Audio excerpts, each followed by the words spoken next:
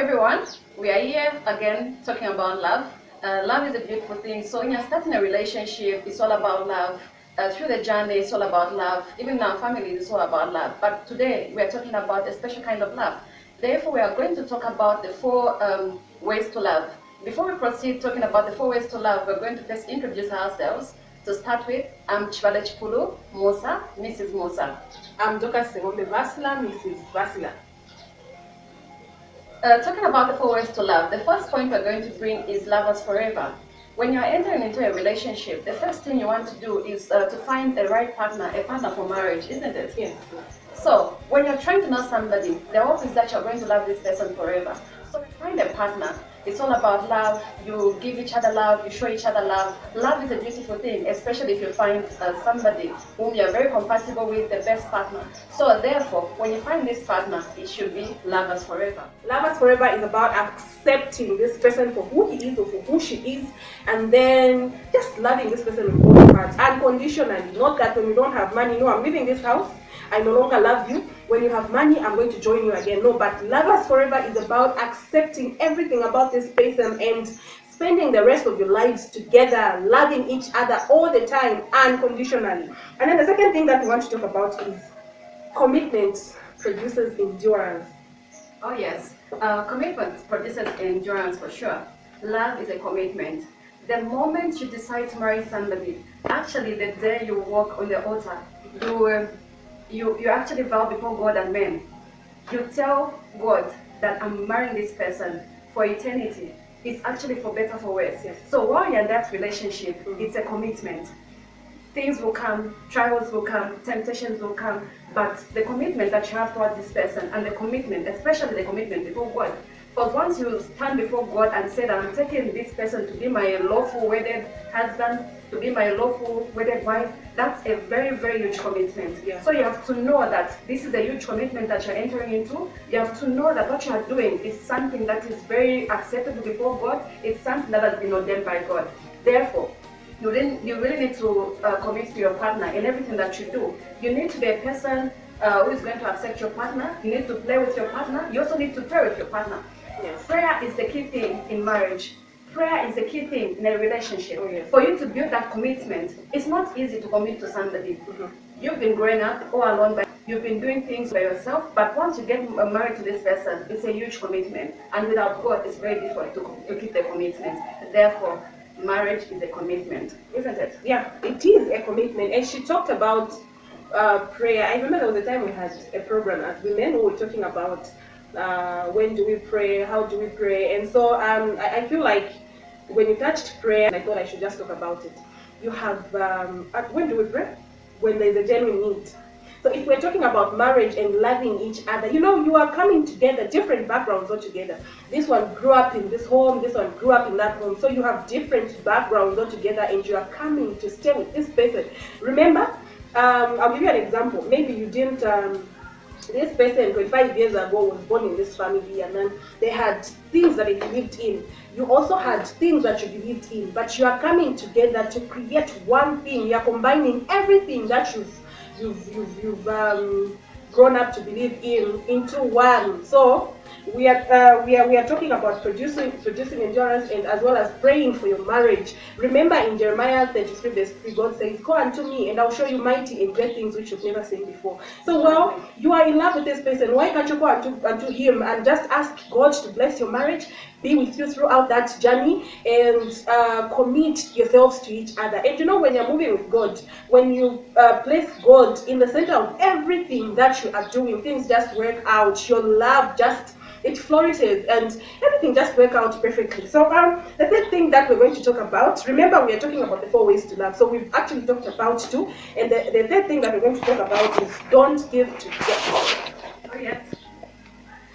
Don't give to get, where you are expecting, when you give your partner something, you're expecting another thing in return. And then if that thing doesn't come forth, you're like, I'm going to do this and that to you because you haven't given me this. I gave you this and I expected something in return. Most of the time, actually, we think, I'll give you this, in return, you need to give me that. Mm-hmm. So you find that if you enter into this marriage, giving something and expecting for something in return, there are often times where you do not get what you anticipated from that person. Yeah. So you will end up getting frustrated. Mhm. Love should be unconditional. Yeah. You need to give without expecting anything in return. But once you give yourself wholeheartedly to a person, you love that person. Just the love that you offer to the partner of yours is actually going to reciprocate. He's going to love you in return. Yeah. So let's learn to love unconditionally. Mhm. Love is a beautiful thing. Love is so wonderful. When God gave us, actually, He gave us without a condition. Yeah, that's the thing. Therefore, when we are loving people as well, especially when it comes to loving our partners, let's love without any condition. Without any conditions attached. So we are going to talk about now the fourth thing. And what we're going to talk about now is Lovers belong to each lovers other. belong to each other. It's really, really perfect. I'm super excited to talk about this. I know, right? Lovers belong to each other. Oh yes, you do. So if you talk about belonging to each other, it's all about giving yourself actually in totality. Mhm. You know, most of the time you find that we get to compare our partners with other people. What you need to realize is that once I get married, like I'm married to Mr. Musa, Mhm. I know that I belong to Mr. Musa, Yeah. and he's the only person I belong to.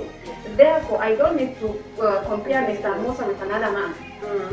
If anything, if I see that what I want to see in Mr. Musa is not happening, actually, the best thing I can do is to, there are certain times you can talk your partner into something. Mhm. You know, most of the time, actually, I remember the other video which we did, we were talking about affection. Yeah. If you realize that your partner is not giving you affection, actually, you need to communicate. Communication is the best thing that you can ever do. It's key. You need to talk to your partner. Tell them how you want them to do things. Most times, you know, like us ladies, we like to be showered with gifts. Yeah. We like to be showered with nice words. Yes. You know, sometimes you just want somebody just to wake up and tell you, babe, I love you. Yeah. You know? Yeah. And you know, talking about comparing, I think it hurts. In as much as it hurts me to be compared to somebody, I wish you could be doing things like Mrs. Musa. I wish you could be sweeping the surrounding like Mrs. Musa. I mean, am I Mrs. Musa? I'm different from her. So it hurts when you're compared to another person. It's better so to true. love this person wholeheartedly. And we're talking about acceptance. There are certain things that you can't just force on someone. So, like for me, I'll give you an example. My husband is not someone who's into birthdays. He even forgets his own birthday. So when it's my birthday, actually, I don't even expect much. So I've come to understand him the way he is. He's not just into those things. So I don't really expect much. So I've just come to accept that, well, my friend is just like this. And we talked about coming from different backgrounds. So maybe this is something that they never used to celebrate. So it's all about acceptance and knowing that I belong to this person no matter what happens. Whether he falls sick, whether I fall sick, we belong to each other. Whether we have money, we don't have money, we belong to each other, and till death do us part. Because those are the vows that you were making the time you were wedding, the time you were getting married.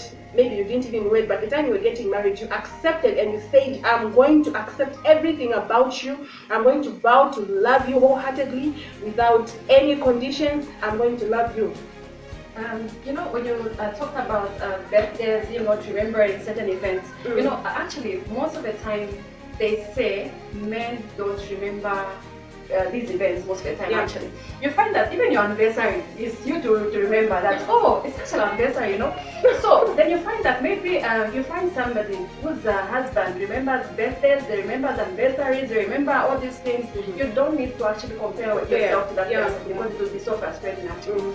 What you need to know is your partner is made in such a way different from another person. So you actually need to appreciate what they do better. The mistake that we make most of the time is we want to look at the negativity in somebody. We don't want to focus on the positive things.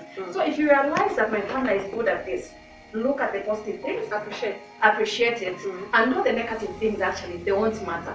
So you just need to love this person the way they are. You just need to accept your partner the way they are. Take them for who they are, and if it's something that you think that you can help them actually, if you realize that, okay, my husband can't remember this event, if maybe, you know, like there are certain people, I can give you an example of myself. When I was actually growing up, a birthday was something very big for me. my mother would remember my birthday. Same here. Actually, my dad would actually remember my own birthday. Yeah. He would forget his own, but you remember my own. Now here is me as Mrs. Musa.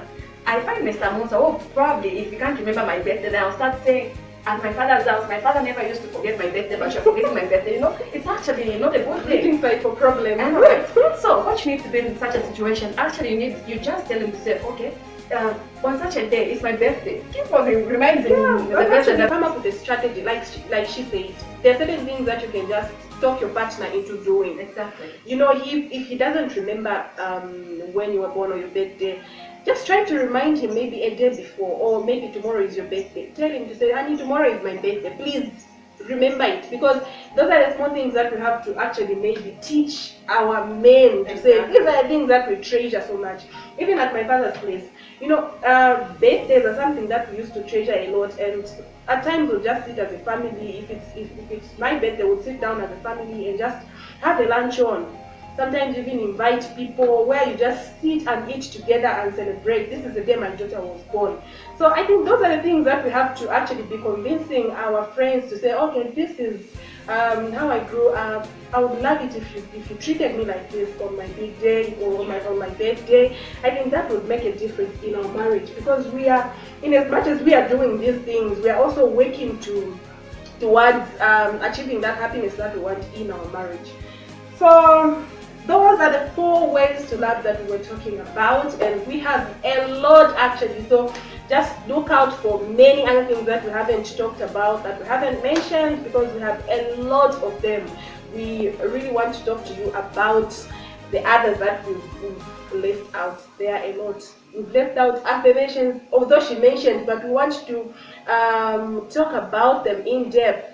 Affirmations, I know she talked about them, but we have to again talk about them so that you can learn 1 or 2 things from what we talk about.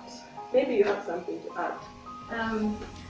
I think I just want to talk about the last part where you said women love to be appreciated. We talked about women love gifts. You know, it's this thing that I just want to bring out. Most of the time as women, we are the people who are at the receiving end. Yeah. You know, sometimes we also need to initiate these things. You need to support your husband, buy your partner a gift. Because most of the time we just think maybe it should be on a birthday, it should be on an anniversary, just even on a random day actually. Just wake up, surprise him with a cake. You're just saying, I love you for being the best partner. Prepare him actually the best lunch you can prepare. Actually, take him out. You know. Yeah. You know, most of the time we believe that women should be taken out. We also need to change this mindset. Yeah. Let's also take out our partners. Let's surprise them. Let's pour them. Let's just look good for them. Yeah. Let's just do the best we can do. It's about reciprocating, like she put it. He does this, I do this for him as well. So next time we want to talk about so many things. I won't promise anything, or we won't promise anything, but we want to talk about so many things, and we want to hear from you as well, what you think about what we're talking about and the things that you'd want us to talk about. Because in the end, we are trying to educate each other. Maybe we may have forgotten some of the things that we learned. So we are just trying to bring them back again and talk about them, educate each other. It's lovely. Let's continue loving each other.